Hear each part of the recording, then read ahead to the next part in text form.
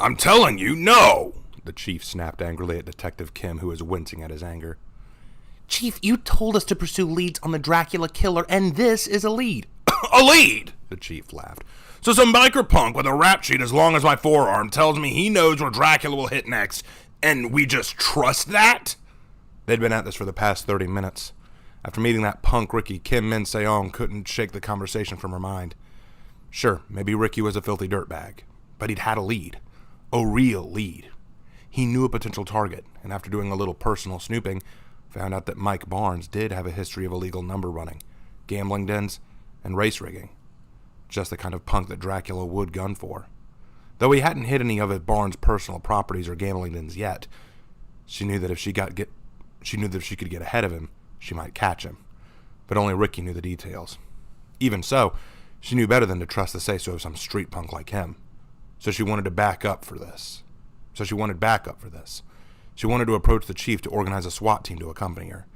And the minute she had explained where her information had come from, he'd nearly blown his top. We use inside informants all the time to catch criminals, she replied, her body shivering a little. It was a sign her adrenaline was shooting up. Her heart was beating and her voice was trembling. She was getting afraid and angry at the same time. She was never very good at arguing, especially not with the chief. Oh, don't start with me, Kim, the chief snarled. For God's sake, you can't compare our informants on the street with this shit stain. This Ricky fellow sounds like a fink and smells like a problem. He had no respect or fear for the shield, which means he doesn't fear the police. He's used to getting his way and not having to face consequences. It means he's arrogant, Kim shot back. It means he's experienced, the chief retorted. Arrogant criminals don't last long enough to laugh at the shield. But once you've avoided the law long enough to know a thing or two, those punks would laugh at the commissioner himself. All right, then what do we do? Just ignore this lead? This isn't a lead. It's a setup. The matter's dropped. Understand? I'm not risking you or other members of this department on this fool's errand. But what if he's telling the truth? Kim finally cried. What if he really does know where Dracula would hit? This could be our chance to get ahead of him. Mike Barnes is every bit the scum we know Drac would go for. The chief huffed in frustration and then began grumbling into his knuckle. A habit of his when he was wanting to argue but didn't have anything smart to say. Even if he is on the level, which I doubt, I suppose Barnes himself might be at least worth a glance. Thank you, Chief, Kim sighed with relief, until the chief raised his finger. But you are going to go home and sleep. But Chief... Before she could argue, the chief heard his phone ring. He looked to it and growled. I have to take this. Wait a moment. He took the phone and held it to his ear. Yes, how can I... Oh, yes. Yes, he answered slowly. Kim's eyebrow raised a little at how the chief seemed to go a bit more rigid. Was it the commissioner? Maybe the chief of D's? No, of course not. I was just talking to my detective about that. Yeah, she's right here. Of course. Yes, sir. He then hung up the phone and shook his head as if he'd just gotten out of a shower and was getting used to the now chilly air. Sorry. Wow. Weird feeling all of a sudden. Who was that, sir? Not important, the chief snapped defensively.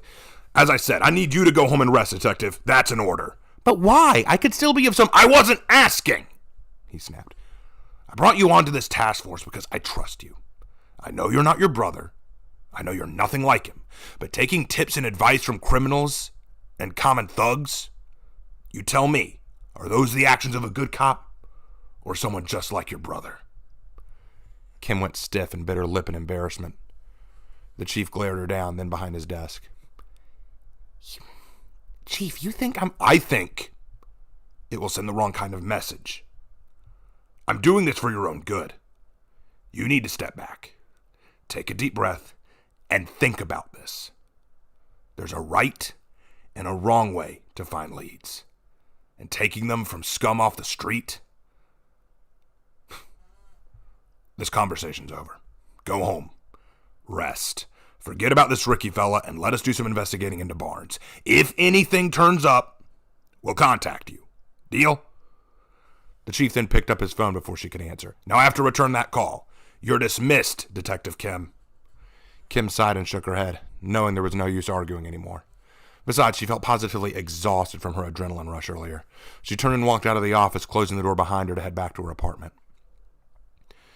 Her apartment was nicely kept, more clean than probably was typical of a New York apartment.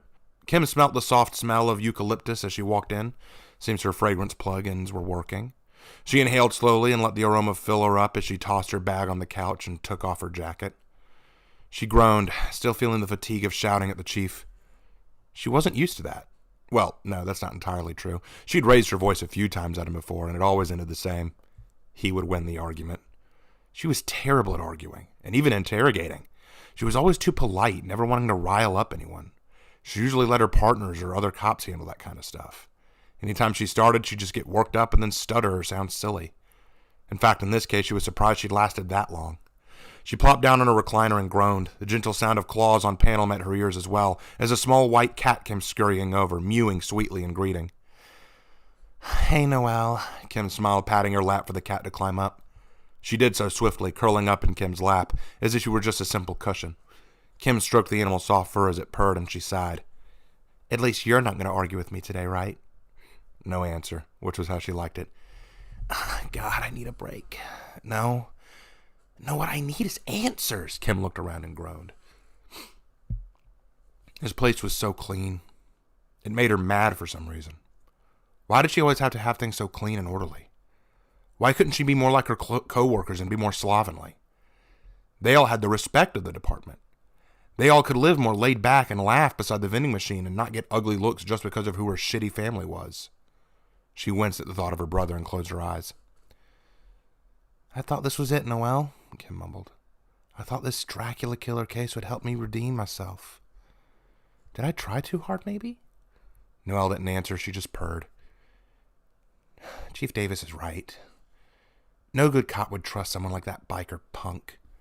Noelle's head turned and gazed up at Kim with big blue eyes that made her smile. "What? You think I was right? You think the chief is just a big meanie? Is that what you think, Fuzzy?" Noelle meowed in response, and Kim tickled her fur, making her squirm a little. "Aw, thanks, Noelle. What would I do with that?" Wait a minute. She paused a moment and then thought back. Ricky said something about Barnes laying low. He was afraid of Dracula, or else he wouldn't be laying low. Her eyes narrowed and brushed hair out of her face and scratched Noelle's ear absent-mindedly. That means Dracula's already contacted him. Which means we're running out of time. Even if Ricky is a dirtbag, he's my only way to get close to Barnes. Noelle pawed at Kim to get her to keep patting her, but Kim was already lost in thought. This Dracula. He follows the same pattern, she whispered. First he sends a warning. If the target doesn't react to the warning, he hits an area of personal importance to the target. He does this 1 or 2 more times, and then if no change happens, we find the target dead, usually impaled, blood drained. She stood up as Noelle let out a soft hiss, frustrated at not being able to stay in her lap. If he's already contacted Barnes, then what were his demands? To turn himself in? Well, Barnes hasn't contacted the police. Ricky said that Barnes was getting scared. That means he's tightened up his security. So how many warnings has he gotten? And why haven't we heard anything about it? She walked to the window and stared out at the skyline. The sun was starting its slow descent. The city lights would begin to come on soon. Just the kind of night a vampire would choose to go hunting. Or at least someone pretending to be a vampire. Ricky's a creep. But he's the only one who can get me ahead of Dracula, she whispered. She then looked down at Noelle, who was swishing her tail back and forth curiously. If I do this, I'm taking a big risk.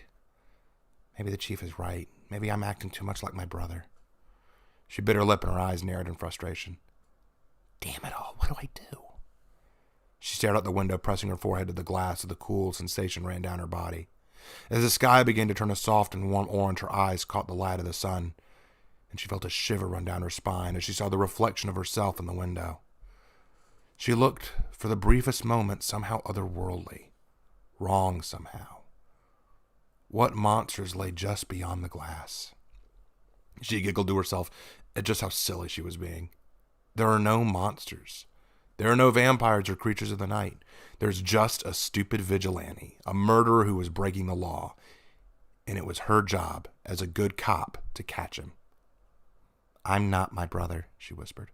One way or another, tonight I'm finding Dracula, she turned. Wish me luck, Noelle, she said, turning to grab her coat. I have a date with a vampire tonight.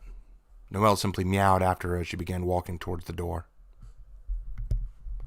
The chief was locked up in his office with his phone ring again. Without bothering to check caller ID, he just put the phone to his ear and sighed. Chief Davis? Good evening. The voice sent a chill down his spine. It caused his blood to curdle and his mind to go fuzzy. He felt his jaw go slack, and for a brief moment, Chief Davis forgot everything. Forgot who he was, forgot where he was going, what he was thinking. All he knew was that his master was speaking. Yes, I was expecting your call. Forgive me, I have the information you asked for, and I made sure no one will interfere with you tonight. Was anyone interested? The voice asked. A detective, Detective Kim Min-seo. She's on the task force. She somehow got a lead that pointed her to Barnes. Oh? It's nothing to worry about, Master, Chief Davis cried. She's a good cop. I told her not to get involved with your business. She'll listen to me. How did she find out about this? Some punk biker, she said, talked to her about it, said he knew. I told her not to listen to people like that. Definitely not worth it. Best I could do to throw her off. I sent her home for the evening. She won't be a problem, Master.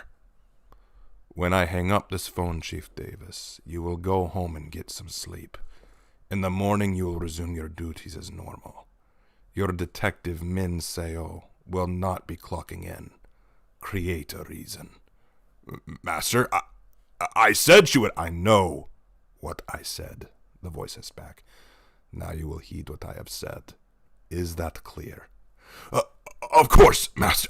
I live to serve you, Master. I will do it. I'll do it, sir. Good. You will not remember this call. You will only vaguely remember Detective Kim Min-seo calling you to tell you she's very sick and won't be coming to work for some time. Yes, Master. Absolutely, Master. And what shall you do, Master? I will go and prepare. I have a feeling I shall be entertaining some uninvited guests. The phone then clicked off, and Chief Davis shivered, his eyes blinking rapidly as if he'd been daydreaming. Damn. I need to stop zoning out like that. He then noted his cell phone in his hand. Was he on a call? He remembered the phone ringing. Oh, right. Kim call, yeah. Gotta pull myself together. Stay sharp, Davis. Shame about Min-seo getting sick, but she could use a few days' leave. Poor girl works herself too hard. He gave a yawn and walked on, thinking about Kim and how overly ambitious she was. We'll catch the Dracula killer and his mole in no time. She just needs to learn some patience and stop taking advice and direction from strange people off the street. Some time in bed might help clear her head. As he walked to the elevator to head down to the parking garage, the sun finally set on New York City.